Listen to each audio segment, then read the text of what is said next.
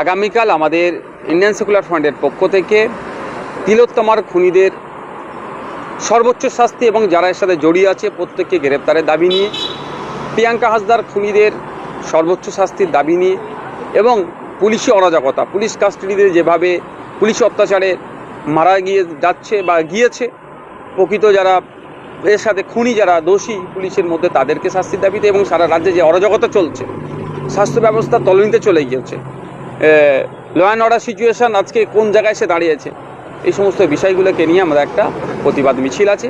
সাথে সাথে এই প্রতিবাদ মিছিল থেকে আমরা আওয়াজ তুলব যে ব্যর্থ স্বাস্থ্যমন্ত্রীর পদত্যাগের আওয়াজ তুলব, ব্যর্থ পুলিশ মন্ত্রীর পদত্যাগের আওয়াজ তুলব। আগামীকাল 4:30 থেকে শিয়ালদা চত্বর থেকে আরজিকর অভিমুখে আমাদের পদযাত্রা আছে। যদিও এখন বর্ষার মৌসুম, ওয়েদার খারাপ হওয়ার পরেও আমরা ওই প্রোগ্রামটা করব।